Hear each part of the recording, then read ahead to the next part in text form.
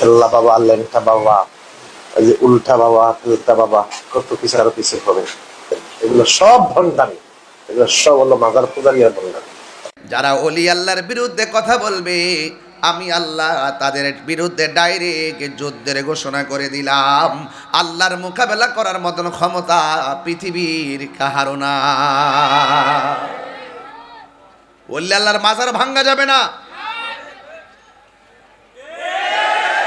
ওলি আল্লাহর মাজার ভাঙ্গা যাবে না।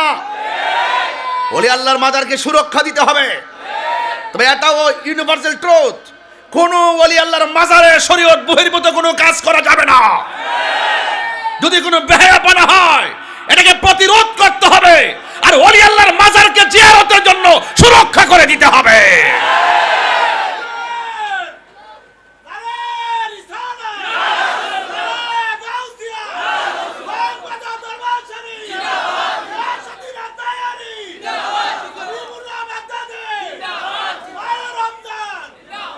সবাই করে আল্লাহু আকবার।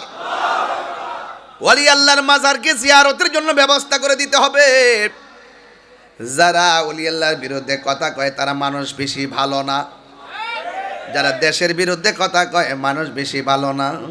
যারা সার্বভৌমত্বের বিরুদ্ধে কথা কয় তারা মানুষ বেশি ভালো না। অন্য দেশের শত্রু, ধর্মের শত্রু থেকে আমার আল্লাহ যেন এই দেশটাকে হেফাজত করে, দেশের মানুষকে হেফাজত করে। যেরকম আমিন। একমাত্র ওলি আল্লাহদের কদমে গেলে আপনার মুর্দা কলব জিন্দা হয়ে যাবে। আর যত জায়গা আছে সব জায়গার মধ্যে রিয়া, সব জায়গার মধ্যে অহংকার, সব জায়গার মধ্যে হিংসা, সব জায়গায় প্রতিহিংসা, সব জায়গায় ঘৃণা, সব জায়গায় মারামারি, সব জায়গায় কাটাকাটি, সব জায়গায় নিন্দা ঘৃণা, সবকিছু ওলি আল্লাহর দরবারে গেলে মুর্দা কলব জিন্দা হয়, অশান্ত হৃদয় শান্ত হয়ে যায়। হাত তুলে বলেন ঠিক কিনা বলেন।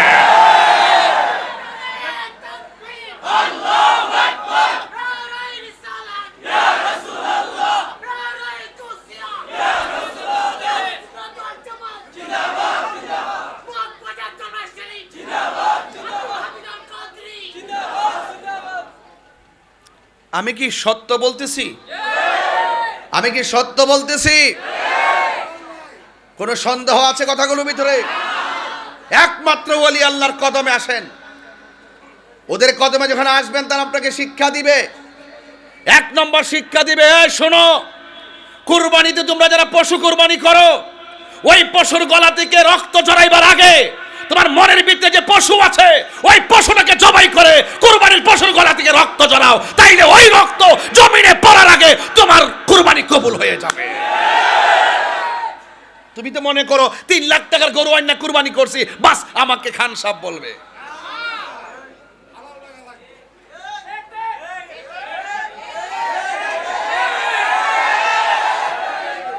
বনের পশু না বেটা, মনের পশু কুরবানি করো আগে। আমিত্ব দাফন করো, রিয়া দাফন করো, হিংসা দাফন করো, প্রতিহিংসা দাফন করো, অহংকার দাফন করো, মাটির মতো হয়ে যাও। লা তামশি ফিল আরদি মারাহা, অহংকার করে চলা যাবে না। ইন্নাল্লাহ লা ইউহিব্বুল মুতাকাব্বিরিন, আল্লাহ অহংকারীকে পছন্দ করে নাও। যদি মানুষ হতে চাও, মানুষকে ভালোবাসো, বুকে টেনে নাও, জগৎ তোমার হয়ে যাবে। নির্বাচন করছি কোটি টাকা বনাম ভালোবাসা। টাকায় সব হয় না বেটা, ভালোবাসায় রাজ্য জয় করা যায়।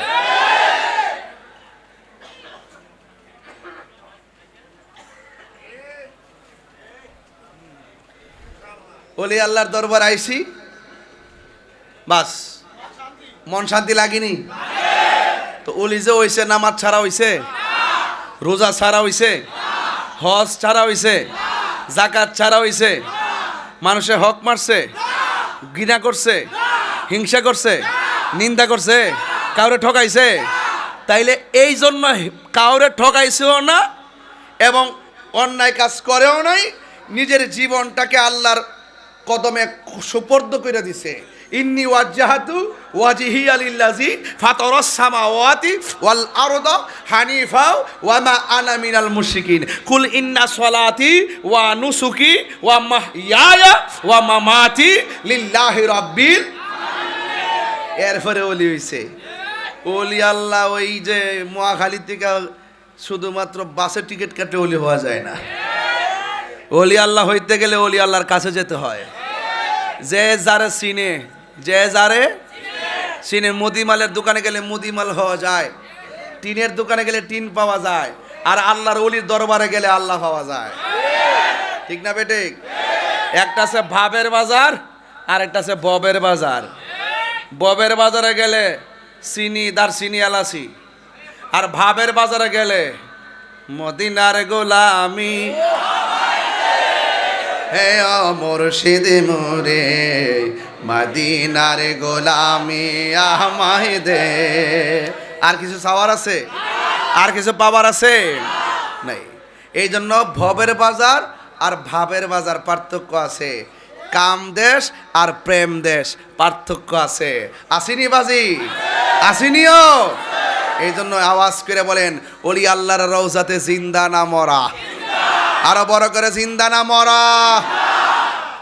গভীর মনোযোগ। আমার মগবাজারের দরবারের বাবাজিরা গো, ও মগবাজারের বাবা, পায়ের মধ্যে হাত দিয়ে বলে যায়, বিশাল বড় একটা প্যান্ডেল সাজানো, এমন ভাবে একটা খালি চেয়ার পড়ে আছি, সবার মনে চায় চেয়ারের মধ্যে বসে বসে ওয়াজ করবি। যুবক ভাইরা আমার, কি দিয়ে ওয়াজ বুঝাবো? এবার ওই চেয়ারের মধ্যে বৈশা আলোচনা করার জন্য সবার মনে চায়, কিন্তু সবাই নিচে বসে আছে, চেয়ারের মধ্যে আসার সাহস কাহারও নাই। ও বন্ধুরে আমার, ও যুবক ভাইরা, এবার ওই চেয়ারে কে বসবি? এবার নিচে সবাই বসে বসে মনে মনে ভাবতেছেন, যদি এই চেয়ারের মধ্যে বসে বসে আলোচনা করতে পারতাম। যুবক ভাইরা আমার, কিন্তু কেউ সাহস করে না। আজকে আমার সামনে যারা বসছেন সবাই ম্যাক্সিমাম জেনারেল মানুষ। আমি একজন মাদ্রাসার হুজুর হিসাবে ওয়াজ করতে সাহস পাইতেছি, কোনো ভয় পাই না। কিন্তু ওই ময়দানটা, ওই মজলিসটা সাধারণ মজলিস ছিল না। ওই মজলিসের মধ্যে যারা বসা ছিল সবাই ছিল আধ্যাত্মিক প্রেমিক, নাম হইল কুতুবের কাফেলা। কিসের কাফেলা? কুতুবের কাফেলা। এদের আত্মা খোলা, নজর খোলা, তাদের সামনে কথা বললে বড় ধরা খেয়ে যাবে। কারণ দুনিয়ার মানুষ চেহারা দেখে মাপকাঠি করে, আর আল্লাহর ওলিরা আত্মা দেখে মাপকাঠি করে। ইত্তাকু ফিরাসাতিল মুমিন ফা ইন্নাহু ইয়ানজুরু বিনুরিল্লাহ। ওই প্রেমিকদেরকে আমার আল্লাহ ভিতরে এমন একটা নূর দিয়া দে, নূরের আলোতে চোখটা আলোকিত হয়। ওই চোখের নূরের আলোতে মানুষের দিকে তাকাইলে সে বুঝতে পারে এই লোকটার ভিতরে আন্নিফাক বিলেতে কাদ আছে কিনা। ওই কাফেলার ভিতরে সব হলো কাফেলার ভিতরে